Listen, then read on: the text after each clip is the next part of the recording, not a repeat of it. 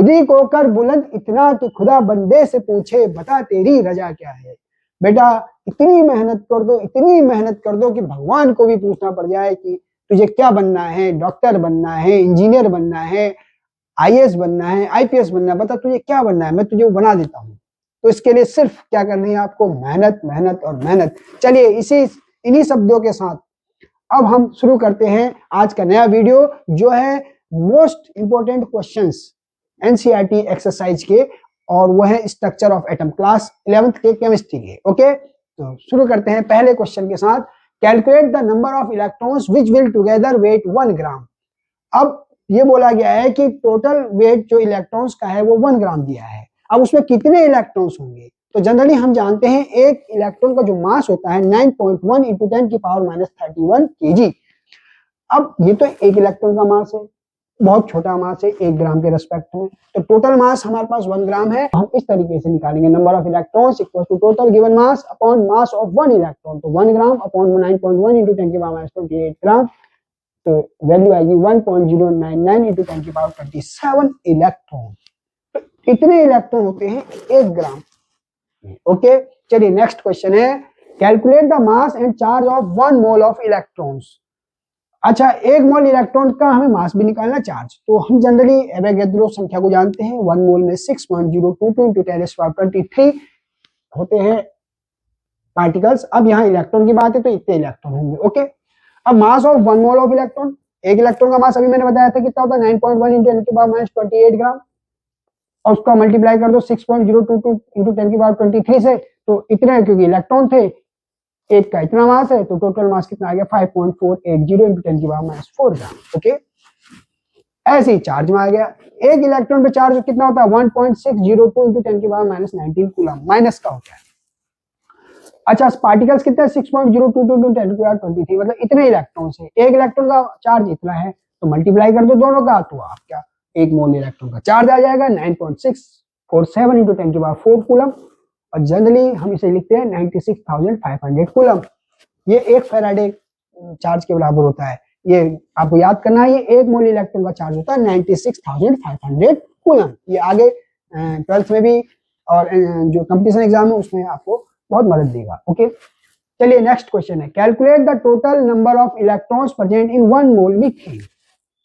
1 मोल methane में कितने electrons, मतलब टोटल इलेक्ट्रॉन है पता करना है। तो अब 1 मोल मीथेन, जनरल मीथेन का फॉर्मूला CH4 होता है, अगर इसको तोड़ते हैं तो C+4H, इस तरीके से। तो इट मींस अगर एक मीथेन में 1 कार्बन और 4 हाइड्रोजन है, अगर 1 मोल की बात होगी तो 1 मोल मीथेन में कितने होंगे, 1 मोल कार्बन होंगे और 4 मोल हाइड्रोजन होंगे। ओके, अब 1 मोल कार्बन, जनरली हम जानते हैं कार्बन का जो रिप्रेजेंटेशन होता है क्या होता है, 6C12 होता है। एटॉमिक नंबर कितना हुआ इसका, 6 हुआ। 6 एटॉमिक नंबर है, तो जनरल कार्बन का जो इलेक्ट्रॉन है वो भी 6 माना जाएगा। तो कार्बन के बाद 6 इलेक्ट्रॉन होते हैं, तो एक कार्बन के बाद 6 electron, 6 electron, therefore 1 mole carbon है 6 मोल इलेक्ट्रॉन। समझ में आ गया? फिर से बता रहा हूं, कार्बन का एटॉमिक नंबर 6 होता है, एक कार्बन के बाद 6 उसके प्रोटॉन होते हैं और 6 ही उसके पास इलेक्ट्रॉन होते हैं। तो 6 इलेक्ट्रॉन आ गए एक कार्बन के पास, 1 कार्बन, एंड 1 मोल कार्बन है 6 मोल इलेक्ट्रॉन। ओके, ऐसी हाइड्रोजन में आओ, हाइड्रोजन का एटॉमिक नंबर 1, देयरफॉर 1 इलेक्ट्रॉन। अब एक हाइड्रोजन पे 1 इलेक्ट्रॉन है, तो 1 मोल हाइड्रोजन में कितना होगा, 1 मोल इलेक्ट्रॉन। तो 4 मोल हाइड्रोजन में कितना होगा, 4 मोल electron, 4 mole of electron. Okay, तो टोटल 6 + 4 कितने हो गए, 10 मोल इलेक्ट्रॉन। किसके पास, 1 मोल ऑफ मीथेन है। ओके, 1 मोल मीथेन के पास 10 मोल ऑफ इलेक्ट्रॉन। अच्छा, अभी हमने पढ़ा था 1 मोल में कितने पार्टिकल, 6.022 × 10⁻23, तो उससे से मल्टीप्लाई कर दो 10 का, तो इतने आ गए हमारे पास टोटल, क्योंकि 1 मोल में कितने, तो 10 मोल में कितने हो जाएंगे, मल्टीप्लाई कर दिया। ओके, तो 6.022 × 10⁻24 इलेक्ट्रॉन। अब इसका सेकंड पार्ट आता है, find total number of neutrons in 7 milligram of 14 carbon. थोड़ा सा अच्छा क्वेश्चन है, समझने लायक है, समझना है। क्या करेंगे, इसको मैं मिटा देता हूं, अभी इसकी जरूरत नहीं है। अच्छा, हम जनरल जानते हैं कार्बन 14 की बात है, कार्बन 14, एक कार्बन 14 का जो मास है 14U कहलाएगा। या 14 AMU, एक कार्बन एटम का, तो हमने यहाँ लिख दिया 14U। एंड 1U या 1 AMU कितना होता है? वो होता है 1.66 इंटू 10 की पावर -24 ग्राम, ये एक AMU। तो हमने 14U के कितना आ गया, इतना ग्राम में चेंज कर दिया। एक AMU इतना होता है, 14 कितना होगा, मल्टीप्लाई कर दिया, तो इतना हमारे पास ग्राम आ गया। सॉरी, ये अब क्योंकि हमें 7 मिलीग्राम ऑफ कार्बन 14 में पूछे हैं कितने न्यूट्रॉन होंगे, तो हमें इस ग्राम को किसमें चेंज करना है, मिलीग्राम में। तो एक ग्राम में कितने मिलीग्राम होते हैं, 10 की पावर 3। इतने ग्राम में कितने होंगे, 10 की पावर 3 से मल्टीप्लाई कर दोगे तो पावर -24 की जगह कितनी हो जाएगी, -21। प्लस का 3 ऐड होगा तो -24 प्लस का 3 तो -21 आएगा। ओके, इतना मिलीग्राम एक कार्बन का मास आ गया। अब हमारे पास जो जनरल रिप्रेजेंटेशन कार्बन का होता है 14 का 6C14, ये आइसोटॉप्स है, सॉरी हाँ ये आइसोटॉप्स हुआ कार्बन का 6C14, जिसमें 14 इसका एटॉमिक मास है। तो 6C14 है कितने न्यूट्रॉन, तो हम क्या करते हैं, मास नंबर से एटॉमिक नंबर को सब्ट्रैक्ट कर देते हैं, तो इतने न्यूट्रॉन आ गए, कितने, 8 न्यूट्रॉन। अब ये 8 न्यूट्रॉन है 6C14 के पास, मतलब 14 कार्बन के पास, मतलब कार्बन 14 के पास 8 न्यूट्रॉन, और कार्बन 14 का भी हमने मास कितना निकाला, इतना मिलीग्राम। दैट इज इतने मिलीग्राम कार्बन के पास 8 न्यूट्रॉन होंगे। आगे समझ, क्योंकि कार्बन 14 का मास तो ये है, और कार्बन 14 के पास न्यूट्रॉन कितने, 8, इतने मास के पास 8 न्यूट्रॉन लिख दिया मैंने। 14 into 1.6 into 10 की पावर -21 मिलीग्राम, C14 है 8 न्यूट्रॉन। तो 1 मिलीग्राम कार्बन 14 के पास कितने हो जाएंगे, डिवाइड कर देंगे। अब पूछा कितने मिलीग्राम के पास है, 7 मिलीग्राम, तो 7 मिलीग्राम है, मल्टीप्लाई कर देंगे, तो आंसर आएगा 2.409 into 10 की पावर 21 न्यूट्रॉन्स। It's clear. चलिए सेकंड आया, total mass of neutron in 7 milligram C14। अच्छा, टोटल मास ऑफ न्यूट्रॉन पूछा है, तो अभी हमने कितने न्यूट्रॉन्स निकाले, इतने न्यूट्रॉन्स निकाले, और एक न्यूट्रॉन का मास कितना होता है, 1.675 इंटू 10 की पावर -24, ये ग्राम में होता है, 1.675 इंटू 10 की पावर -24 ग्राम, ये एक न्यूट्रॉन का मास है। और टोटल न्यूट्रॉन कितने हैं हमारे पास 7 मिलीग्राम में, इतने न्यूट्रॉन है, तो 1 न्यूट्रॉन का मास इतना, तो इतने न्यूट्रॉन का मास कितना होगा, मल्टीप्लाई कर दिया, आंसर कितना है 4.035 इंटू 10 की पावर -3 ग्राम, और अगर किलोग्राम में इसको देना आंसर तो 4.035 इंटू 10 की पावर -6 किलोग्राम। क्यों, क्योंकि एक ग्राम कितने किलोग्राम के बराबर होता है, 10 की पावर -3 किलोग्राम के बराबर होता है एक ग्राम। ओके, चलिए नेक्स्ट क्वेश्चन है, yellow light emitted from a sodium lamp has wavelength 580 nanometre, lambda दे रखा है wavelength, calculate frequency and wave number. Frequency को आप न्यू से रिप्रेजेंट करते हैं, वेव नंबर को न्यू बार से। तो ये सिंपल फॉर्मूला आप जानते हो, सिर्फ सीधे सीधे फॉर्मूले में रखना है। न्यू बराबर होता है C upon lambda, where C is the speed of light and lambda wavelength of जो सोडियम लाइट है। तो अब आपने की वैल्यू रख दी, 3 इंटू 10 की पावर 8 मीटर पर सेकंड स्पीड ऑफ लाइट होती है, और लैम्डा आपको 580 नैनोमीटर था। अब क्योंकि ये मीटर में, तो इसको भी मीटर में चेंज करेंगे, तो 10 की पावर -9 से मल्टीप्लाई कर देंगे 580 को, तो इसको डिवाइड करके 5.172 इंटू 10 की पावर 14 सेकंड इनवर्स आएगा आंसर, और इसको हर्ज भी लिख सकते हैं, हर्ज। ओके, अच्छा, न्यू बार बराबर होता है 1 अपॉन लैम्डा, मतलब वेव नंबर किसके बराबर होता है, इनवर्सली 1 अपॉन लैम्डा के। Okay, sorry, inversely of lambda, या आप कह सकते हैं nu bar equal to 1 upon lambda. अब लैम्डा की वैल्यू आप यहाँ लगी 580, अब ये चेंज कर दिया मीटर में, 10 की पावर -9 से मल्टीप्लाई करके, और 1 को डिवाइड करेंगे इतने से, तो आंसर आया 1.724 इंटू 10 की power 6 metre inverse. It's clear. तो इस सीधे सीधे फॉर्मूला बेस्ड था। चलिए नेक्स्ट क्वेश्चन करते हैं। नेक्स्ट क्वेश्चन है, find energy of each of the photons which पहला correspond to light of frequency nu equal to 3 into 10 की पावर 15 हर्ट्ज। तो अकॉर्डिंग टू प्लैंक्स जो फोटोन की एनर्जी होती है वो होती है E equal to H nu, जहां एच प्लैंक कांस्टेंट होता है, न्यू फ्रीक्वेंसी होती है। ओके, तो हमने वही रखा है एच न्यू, एच की वैल्यू 6.626 इंटू 10 की पावर -34 जूल इंटू सेकंड, और न्यू आपको दे रखा है 3 इंटू 10 की पावर 15 हर्ट्ज, या उसको आप सेकंड इनवर्स भी कहते हैं। ओके, तो दोनों का जब मल्टीप्लाई होगा तो आंसर ये आएगा 1.987 इंटू 10 की पावर -18 जूल। ओके, नेक्स्ट इसका सेकंड पार्ट है, हैव वेवलेंथ ऑफ 0.50 एंगस्ट्रॉम। अब जब वेवलेंथ दे रखी है हमको फोटोन की, तो उसकी एनर्जी क्या होगी ये पूछा गया है। तो फोटोन की वेवलेंथ आपको दे रखी है। अब जनरल हम जानते हैं फोटोन की एनर्जी होती है E=h न्यू, न्यू है ये, तो न्यू की वैल्यू होती है c/λ। तो न्यू की जगह आपने लिख दिया c/λ, जहां c स्पीड ऑफ लाइट होता है, जिसकी वैल्यू आप जानते हैं 3 × 10⁸ मीटर पर सेकंड होता है। h की वैल्यू अभी मैंने आपको बताई थी 6.626 × 10⁻34 जूल × सेकंड। एंगस्ट्रॉम में दे रखा है लैम्डा कितना 0.50। अब 0.50 को हम मीटर में चेंज करेंगे तो 10⁻10 मीटर होता है। एक angstrom equals to 10⁻10 metre. 1 angstrom equals to 10⁻10 metre रख दिया हमने। इसे कैलकुलेट कर लेंगे तो 3.975 × 10⁻15 जूल आंसर आएगा। चलिए next question. Calculate the wavelength, frequency and wave number of light whose period is 2 × 10⁻10 second.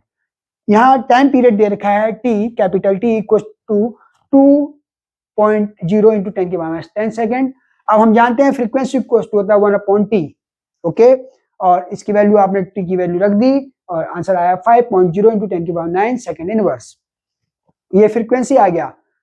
अच्छा, अब वेव नंबर क्या होता है हम जानते हैं। पहले वेव नंबर जो होता है वो हम जानते हैं वेव नंबर इक्वल टू 1/λ होता है, लेकिन आपको लैम्डा मतलब वेवलेंथ, यहाँ वेवलेंथ नहीं दी है।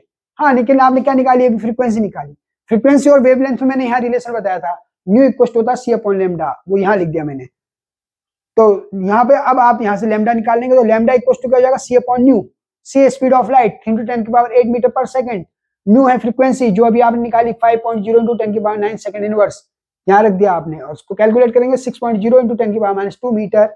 ये आपका वेवलेंथ आ जाएगा। और वेवलेंथ आपने यहाँ उसकी वैल्यू रख देनी है, तो आपका वेव नंबर या जिसे आप न्यू बार भी कहते हैं वो आ जाएगा। It's clear. तो उसकी वैल्यू कितनी आई 16.66 मीटर इनवर्स।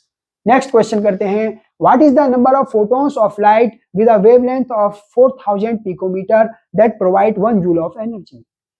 मतलब कि कितने नंबर ऑफ फोटोन इमिट हुए होंगे जिसके कारण टोटल 1 जूल एनर्जी डेवलप हुई होगी, ये पूछा गया है। अच्छा, वेवलेंथ कितनी है पर्टिकुलर एक फोटोन की 4000 पिकोमीटर। तो हमने पहले लैम्डा रखा 4000 पिकोमीटर दे रखा है, पिकोमीटर को मीटर में चेंज किया 10⁻12 से मल्टीप्लाई करके, और इस वेवलेंथ से एसोसिएटेड एनर्जी निकाल ली। E = h न्यू होता है, न्यू की जगह हमने c/λ रख देना है, तो h c/λ आ गया। अब सबकी वैल्यू रख दी 6.626 × 10⁻34, ये h की वैल्यू, c की वैल्यू अभी बताई थी 3 × 10⁸ मीटर पर सेकंड। अच्छा, h की वैल्यू में आपको उसकी यूनिट जरूर याद करनी है, जूल सेकंड होती है।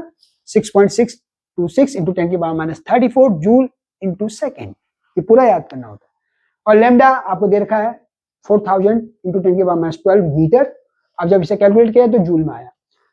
अब आप देखेंगे कि एक फोटोन से रिलेटेड जो एनर्जी है वो कितनी है 4.97 × 10⁻14 जूल। ये 1 फोटोन की एनर्जी है। अब 10⁻14 में इसका मतलब क्या हुआ, बहुत ही स्मॉल है 1 के रेस्पेक्ट में, 0.00000 अप टू 14 जीरो लगेगी, ओके। इट मींस बहुत स्मॉल एनर्जी है विद रेस्पेक्ट टू 1 जूल। तो 1 जूल बहुत बड़ा है इसकी एनर्जी से, जो अभी आपने फोटोन की एनर्जी निकाली, इस एनर्जी से 1 जूल बहुत बड़ा है। इसका मतलब ऐसे ही बहुत सारे फोटोन निकलेंगे तब जाके 1 जूल एनर्जी बनेगी।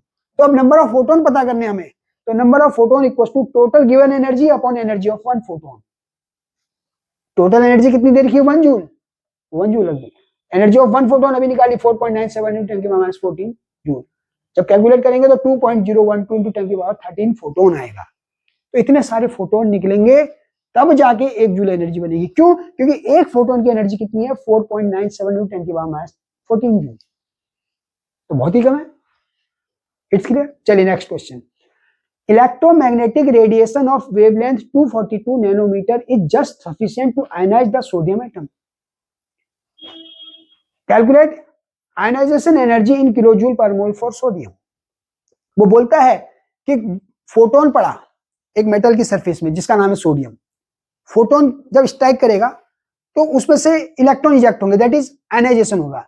वो कहता है कि 242 नैनोमीटर का जो से रिलेटेड जो फ्रीक्वेंसी है या जो भी लाइट है वो सफिशिएंट है इलेक्ट्रॉन को इजेक्ट कराने के लिए, जस्ट आयनाइज कर रहा है बस वो। इसका मतलब ये जितनी एनर्जी दे रहा है टकराने के बाद, कोई फोटोन आया टकराया, तो जितनी एनर्जी वो दे रहा है उतनी एनर्जी सफिशिएंट है इलेक्ट्रॉन को निकालने के लिए। दैट इज वो एनर्जी क्या कहलाएगी सोडियम के लिए आयनाइजेशन एनर्जी। अब वो एनर्जी कहां से आई? फोटोन के टकराने से। तो फोटोन की एनर्जी कैसे निकालते हैं? इक्वल टू एच न्यू से, और न्यू की जगह आप क्या लिखते हैं? सी अपॉन लैम्डा। तो लैम्डा दे रखा है, बस अब लैम्डा को आपको मीटर में चेंज करना है। देखो 242 इंटू 10⁻⁹ मीटर कर दिया, equal to H nu, H C upon lambda हो जाएगा। और सी की वैल्यू पता ही है आपको 3 इंटू 10⁸ मीटर पर सेकंड। एच की वैल्यू भी पता है 6.626 into 10⁻34 joule into second, upon lambda की वैल्यू ये है 242 नैनोमीटर। 242 इंटू 10⁻⁹ मीटर कर दिया, उसको नैनोमीटर को मीटर में चेंज कर दिया। तो आपकी जो एनर्जी आएगी 8.21 इंटू 10⁻17 जूल आएगी। ठीक, इसे किलो जूल में चेंज कर देते हैं, 8.21 इंटू 10⁻20 किलो जूल। ओके, ये जूल में थी, 1000 से डिवाइड करोगे तो किलो जूल में आ जाएगा, वो आ गया किलो जूल। ये आई एक फोटोन की एनर्जी जो सोडियम मेटल को आयनाइज कर देता है। तो दैट इज यही सोडियम मेटल की आयनाइजेशन एनर्जी हो जाएगी। ओके, अच्छा, अब वो कहता है कि calculate ionisation energy in kilo joule per mole. हमने तो किलो जूल में निकाली ना, तो ये एक एटम के लिए रिक्वायर्ड थी। एक मोल के लिए कितनी होगी? तो एक एटम के लिए इतनी थी, तो एक मोल एटम, अब एक मोल में कितने एटम होते हैं? 6.022 इंटू 10⁻23। तो एक एटम के लिए इतनी एनर्जी चाहिए, तो इतने एटम के लिए कितनी चाहिए? तो मल्टीप्लाई कर दिया, तो कितनी आ जाएगी? 494 किलो जूल पर मोल। ओके, चलिए नेक्स्ट क्वेश्चन करते हैं। नेक्स्ट क्वेश्चन है, a 25 watt bulb emits monochromatic light of wavelength of 0.57 micrometer. Calculate the rate of emission of quanta per second. एक बल्ब है जो 25 वाट जो उसकी पावर है, इसका मतलब ये हुआ कि वो जो बल्ब है वो 25 जूल पर सेकेंड एनर्जी रिलीज करता है, रेडिएट करता है। ओके, तो एक सेकेंड में कितनी एनर्जी रिलीज करता है? 25 जूल। ओके, तो वही बात हमने यहां लिख दी, total energy emitted by bulb 25 joule in 1 second. Now second part हम क्या निकालेंगे कि जो बल्ब है वो जो लाइट इमिट करता है उसकी वेवलेंथ है 0.57 माइक्रोमीटर। तो इस वेवलेंथ से रिलेटेड फोटोन की एनर्जी निकालेंगे कैसे? इक्वल टू एच न्यू वाले फॉर्मूले से जो प्लांक ने बताया था। तो energy related to emitted wavelength 0.57 micrometre is equal to H nu, H C upon lambda, जो पहले भी मैंने समझाया था, न्यू की जगह हमने रख दिया। अब वैल्यू रख दो, 6 एच की value 6.626 into 10⁻34 joule into second. हमेशा याद रखना, सी है speed of light, 3 into 10⁸ metre पर सेकेंड। लैम्डा वेवलेंथ है 0.57 माइक्रोमीटर, इसे मीटर में चेंज करेंगे 10⁻⁻6 से मल्टीप्लाई करके, तो आपने वेवलेंथ रख दी यहाँ पर। तो ये जो एनर्जी आई, ये उस फोटोन की एनर्जी आई जो इमिट करता है वो बल्ब, जिसकी वेवलेंथ कितनी है? 0.57 माइक्रोमीटर। ओके, तो इस वेवलेंथ से रिलेटेड फोटोन की एनर्जी है ये। अब जो कैलकुलेट करके कितनी आई? 3.487 इंटू 10⁻⁹ जूल। ठीक, इसी को हम कहते हैं कि जो एनर्जी ऑफ फोटोन या क्वांटा, एनर्जी ऑफ फोटोन या क्वांटा कहते हैं हमसे। तो energy of one quanta also 3.487 into 10⁻⁹ joule. ठीक, अब कहता है rate of emission of quanta पर सेकेंड। तो एक फोटोन की एनर्जी है, एक क्वांटा की एनर्जी है 3.487 इंटू 10⁻⁹ जूल, जबकि वही बल्ब एक सेकंड में 25 जूल एनर्जी रिलीज कर रहा है, और एक फोटोन की एनर्जी तो बहुत कम आ रही है। तो इसका मतलब बहुत सारे फोटोन मिलके इतनी एनर्जी बनाएंगे। 25 जूल एनर्जी में बहुत सारे फोटोन होंगे, तब जाके 25 जूल एनर्जी बनेगी, क्योंकि एक फोटोन की एनर्जी या एक क्वांटा की एनर्जी बहुत कम है। तो दैट इज, हम कह सकते हैं कि अगर हमें नंबर ऑफ क्वांटा निकालना है तो हम क्या करेंगे? Total energy emitted by the bulb in 1 second, आगे लिखना भूल गया था मैं, तो ध्यान रखना है, total energy emitted by the bulb in 1 second upon energy of 1 quanta या 1 फोटोन। तो 25 जूल पर सेकेंड इसकी वैल्यू रख दी, और एनर्जी ऑफ 1 क्वांटा भी आप निकाला 3.487 इंटू 10⁻⁹, ये जूल है और वो जूल पर सेकेंड था। अब जूल से जूल कट जाएगा, और जब कैलकुलेट करेंगे तो 7.83 इंटू 10⁻⁹ सेकेंड इनवर्स, ये क्या है? क्वांटा है पर सेकेंड। ओके, तो इतने सारे क्वांटा, इतने सारे फोटोन जब निकलेंगे तब उनकी एनर्जी मिलके कितनी होगी? 25 जूल। It's clear? चलिए next question, electrons are emitted with zero velocity from a metal surface when it is exposed to radiation of wavelength 6800 angstrom, calculate the threshold frequency and work function of the metal. ठीक हो गया। हम जानते हैं हर metal को एक particular energy की requirement होती है इलेक्ट्रॉन को इजेक्ट कराने के लिए, उससे कम एनर्जी पे वो इलेक्ट्रॉन इजेक्ट नहीं करता। ठीक, तो क्या है वो मिनिमम एनर्जी? क्योंकि वो कह रहा है कि electrons are emitted with zero velocity, मतलब कि इलेक्ट्रॉन की वेलोसिटी जीरो है। इट मींस जो एनर्जी स्ट्राइक हो रही है वो केवल इलेक्ट्रॉन को इजेक्ट करा रही है, उसको वेलोसिटी प्रोवाइड नहीं कर रही है, काइनेटिक एनर्जी प्रोवाइड नहीं कर रही है। इट मींस जो एनर्जी स्ट्राइक करेगी वो सारी की सारी एनर्जी क्या कहलाएगी? आयनाइजेशन एनर्जी कहलाएगी, जिसे आप वर्क फंक्शन भी कहते हैं, इसे आप थ्रेशोल्ड एनर्जी भी कहते हैं। It's clear. तो चलिए अब हम क्या करेंगे, वेवलेंथ ऑफ रेडिएशन हमें दे रखी है 6800, इसको हमने 10⁻10 से मल्टीप्लाई करके मीटर में चेंज किया क्योंकि वो एंगस्ट्रॉम में थी। तो energy of related striking photon, तो इस वेवलेंथ से रिलेटेड जो फोटोन है उसकी एनर्जी क्या है? इक्वल टू एच म्यू से निकाला, म्यू की जगह सी अपॉन लैम्डा रख दिया, बिल्कुल वही केस जो पहले था। अब बस एच की वैल्यू रखो, स्पीड ऑफ लाइट रखा, और ये जो वेवलेंथ आपको दे रखी थी लैम्डा कितनी है? 6800 × 10⁻10 मीटर, वो हमने यहाँ रख दिया। जब से कैलकुलेट करेंगे तो जो वैल्यू आएगी 2.92 × 10⁻19 जूल। तो ये क्या आएगी? ये energy of related striking photon, वो फोटोन जो पड़ रहा है सरफेस पे मेटल की, उसकी वेवलेंथ है 6800 एंगस्ट्रॉम। तो इससे रिलेटेड एनर्जी कितनी है वो हमारी आ रही है 2.92 × 10⁻19 जूल। तो एनर्जी ऑफ अब जो हमने पढ़ा था, आइंस्टीन ने भी बताया था और प्लांक की क्वांटम थ्योरी का यूज करके, तो क्या आया था? Energy of striking photon equal to threshold energy, जिसको आप वर्क फंक्शन कहते हैं या इसी को आप आयनेशन एनर्जी कहते हैं, प्लस काइनेटिक एनर्जी। तो जनरली आप इसको वर्क फंक्शन की फॉर्म में ही रखते हैं। Energy of striking photon equals to work function plus kinetic energy. Energy of striking photon H में होता है, जो हमने अभी निकाला था, कितनी आई? 2.92 × 10⁻19 जूल। वर्क फंक्शन निकालना है। काइनेटिक एनर्जी ऊपर दे रखा है, electrons are emitted with zero velocity. जब वेलोसिटी जीरो हो जाएगी तो 1/2 mv² में v अगर जीरो हो गया तो काइनेटिक एनर्जी तो जीरो हो जाएगी, जीरो है। तो जो ये W0 है या वर्क फंक्शन है, किसके बराबर होगा? 2.92 × 10⁻19 जूल के बराबर। तो एक आंसर तो हमारा ये आ गया, वर्क फंक्शन। अब हमसे पूछा क्या गया है? थ्रेशोल्ड फ्रीक्वेंसी आल्सो, तो न्यू नॉट भी हमें निकालना है। तो वर्क फंक्शन को ही मैंने बताया था क्या कहते हैं हम? Threshold energy.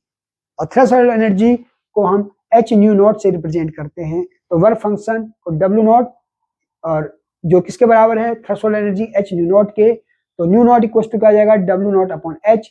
तो W0 अभी आपने निकाला 2.92 × 10⁻19, वो हमने यहाँ रख दिया, अपॉन एच। एच होता है प्लांक्स कांस्टेंट, जिसकी वैल्यू होती है 6.626 × 10⁻34 जूल इंटू सेकंड, वो हमने यहाँ रख दिया। और कैलकुलेट करेंगे तो 4.41 × 10⁻14 सेकंड इनवर्स, ये हमारा थ्रेशोल्ड फ्रीक्वेंसी आ जाएगा। It's clear. चलिए नेक्स्ट क्वेश्चन करते हैं। नेक्स्ट क्वेश्चन है, what is the wavelength of light emitted when the electron in an hydrogen atom undergoes transition from an energy level with n equals to 4 to an energy level n equals to 2? तो ऐसे case में हम क्या करते हैं, इसके लिए एक फॉर्मूला होता है 1/λ इक्वल्स टू 109,677 ब्रैकेट में 1/n1² माइनस 1/n2²। ओके, जहां n1 क्या होता है? जो ग्राउंड स्टेट होती है, जिस स्टेट पे वो इलेक्ट्रॉन आया है, और N2 होती है जिस एक्साइटेड स्टेट से वो इलेक्ट्रॉन आया होता है, वो हायर एनर्जी स्टेट होती है N2। ओके, तो हमने यहाँ क्या करा, क्योंकि 4 से n बराबर 2 पे आया है, तो इट मींस जो N1 है हमारे लिए उसकी वैल्यू 2 है और N2 है उसकी वैल्यू 4 है। तो हमने रख दिया 2 का स्क्वायर, इधर N2 की जगह 4 का स्क्वायर। ओके, और बाकी फॉर्मूला ऐसे लिख दिया। तो 109,677 1/4 माइनस 1/16 हो जाएगा, और जब इसका एलसीएम लेंगे 16 आएगा, और 4 से 16 4 टाइम्स गया, वो 4 ऊपर, और माइनस 16 से 16 1 टाइम्स, तो 1 आ गया। ओके, तो जब आप इसको सॉल्व करेंगे तो 109,677 इंटू 3/16 हो जाएगा, ये 1/λ था। ओके, अब चूंकि हमको तो लैम्डा चाहिए, तो लैम्डा निकालने के लिए हम इसको रिवर्स कर देंगे तो 16 ऊपर आ जाएगा और 109,677 into 3 नीचे आ जाएगा। जब इसको आप सॉल्व करेंगे तो जो वैल्यू आएगी 4.86 into 10 की पावर -5 सेंटीमीटर में आई। हम जानते हैं 1 मीटर में 10 की पावर 9 मीटर होते हैं, तो 1 सेंटीमीटर में कितने हो जाएंगे 10 की पावर 7 नैनोमीटर। तो 1 सेंटीमीटर में 10 की पावर 7 होते हैं, तो 10 की पावर 7 से मल्टीप्लाई कर देंगे तो आंसर आएगा 486 nanometre. It's clear. Next question है, how much energy is required to ionise a hydrogen atom if the electron occupies n equals to 5 orbit, compare it with ionization enthalpy of hydrogen atom. तो इससे पहले जो हमने पढ़ा था वो wave number का फॉर्मूला था, जिसकी यूनिट सेंटीमीटर इनवर्स होती है। ये फॉर्मूला है, इसको आपको रखना है। इस सेंटीमीटर इनवर्स इसकी यूनिट होती है, ये वेव नंबर का था जब इलेक्ट्रॉन का ट्रांजिशन हुआ। यहाँ पे भी इलेक्ट्रॉन क्या हो रहा है, 5th सेल से कहाँ जा रहा है, बाहर जा रहा है, आयनाइज हो रहा है ना। अब कहाँ बाहर जाएगा, ये सोचने वाली बात है। तो वो इनफाइनाइट सेल में जा रहा है। कहाँ जा रहा है, इनफाइनाइट। तो जब भी जहाँ आयनाइजेशन की बात आएगी वहां जो हायर एनर्जी स्टेट होगी वो इनफाइनाइट सेल्स होगी। ओके, तो वो लास्ट के इनफाइनाइट सेल में चला गया, तो N2 हो गया हमारा इनफाइनाइट, और जो ग्राउंड स्टेट थी वो यहाँ पे 5th है, मतलब 5th से जा रहा है, तो N1 बराबर 5 होगी। अब इसके लिए फॉर्मूला होता है del E equal to 2.18 into 10 की पावर -18 और 1/N1 square minus 1/N2 square. ये जूल पर एटम होती है, ये आपको ध्यान देना है। अच्छा, अब इसको डेली 5 क्यों लिखा, मैंने इसलिए लिखा क्योंकि जो इलेक्ट्रॉन वैसे हाइड्रोजन का रहता है वो पहली सेल में रहता है। यहाँ पे क्वेश्चन में कौन सी सेल से जा रहा है, 5th सेल से। कहाँ जा रहा है, इनफाइनाइट, इसलिए मैंने डेली 5 कर दिया। जनरली आप इसे लिख भी सकते हैं डेली 5, या आप डेली भी लिख लें। तो 2.18 इंटू 10 के power -18 1/N1 square minus 1/N2 square, ये जूल पर एटम। ये वैल्यू आपको याद रखनी है जब ट्रांजिशन होता है उस केस में। और N1 क्या होता है, लोअर एनर्जी स्टेट, और N2 होता है हायर एनर्जी स्टेट। अब चूंकि आयनाइजेशन है तो N2 क्या होगा, इनफाइनाइट। तो वैल्यू रख दी हमने यहाँ, तो N1 5 का स्क्वायर हो गया और N2 की जगह हमने इनफाइनाइट रख दिया, इनफाइनाइट का स्क्वायर हो गया। ओके, अच्छा, इनफाइनाइट का स्क्वायर क्या होता है, इनफाइनाइट होता है, तो 1/इनफाइनाइट की वैल्यू क्या होती है, 0 होती है। 9 0 कर दिया, बाकी 5 का स्क्वायर 25 हो गया। अब इसको जब आप सॉल्व कर देंगे तो जूल में आ गया। ठीक, कितना आया, 0.0872 इंटू 10 की पावर -18। ध्यान देना, अभी तक जो सवाल है उसमें ये चीज मैं आपको फिर से बताना चाहूंगा कि जो आंसर हमेशा दिया जाता है वो साइंटिफिक नोटेशन में। अब ये साइंटिफिक नोटेशन नहीं है, क्यों, क्योंकि साइंटिफिक नोटेशन में पहले एक नॉन जीरो डिजिट होनी चाहिए। तो आपको इस पॉइंट को उठा के 8 के बाद लगाना है, तो जब इसको 8 के बाद लगाएंगे इस पॉइंट को, तो जो आपका पावर हो जाएगी वहां 10 की पावर -20 जूल हो जाएगी। It's clear. तो 8.72 इंटू 10 की पावर -20 जूल ये आंसर होगा। ठीक, चलिए नेक्स्ट क्वेश्चन। इसी का एक और सेकंड पार्ट है, ये कहता है कि compare it with ionization enthalpy of hydrogen atom. अब जनरल हाइड्रोजन जो एटम होता है उसके पास इलेक्ट्रॉन कौन सी सेल में होता है, पहली सेल में। तो N1 बराबर तो हो गया 1। अब आयनाइजेशन करना है, वहां भी आयनाइजेशन एंथैल्पी निकालनी है, तो कहां भेजना है, N2 बराबर इनफाइनाइट सेल। तो हमने क्या कर दिया, N1 1 N2 बराबर इनफाइनाइट, फॉर्मूला वही लगाया। अब यहाँ क्योंकि पहली सेल से कहा था तो डेल E1 कहा मैंने, वहां 5th था, डेल E5 लिख दिया था मैंने। तो पहली सेल से इनफाइनाइट में भेजना है, इसी को हम कहेंगे ionization enthalpy of hydrogen atom. तो 2.18 इंटू 10 की power -18 1/N1 square minus 1/N2 square का यूज किया। N1 की जगह आपने 1 रख दिया, N2 की जगह इनफाइनाइट रख दिया, तो वैल्यू आई 2.18 इंटू 10 की पावर -18 जूल पर एटम। Okay, it's clear. अब आप देख लीजिए दोनों में अंतर आ रहा है। यहाँ 8.72 इंटू 10 की पावर -20 जूल था जब 5th से आपने आयनाइज किया, 5th सेल से, और जब पहली सेल से आयनाइज किया तो 2.18 इंटू 10 की पावर -18 जूल आ रहा है। ठीक, चलिए next question. What is the maximum number of emission lines when the excited electron of hydrogen atom in n बराबर 6 drops to the ground state। तो इसके लिए सीधा फॉर्मूला है n ब्रैकेट में n-1/2।